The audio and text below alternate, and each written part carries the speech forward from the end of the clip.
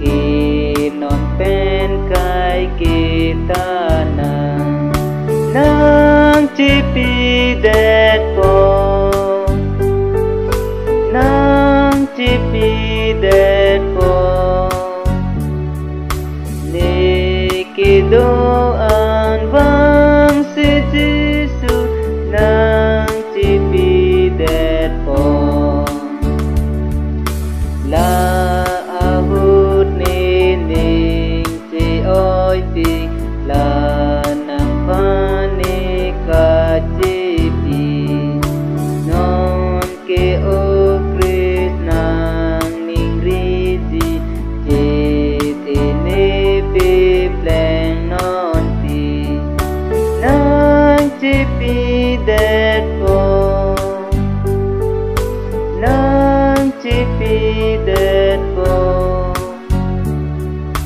ni kidoan bang si Jisu nang cipi det po ni rimrelo nang pi det po tir thi akhi dam non to la alar rimpo Kristus noning arlu nang cipi det po nang cipi det po ni kidoan bang si Jisu nang cipi det po tumu peni lanang pang non peni kai do tiga ni ci hok pen kan ponang pan lan tung he ang li rok nang cipi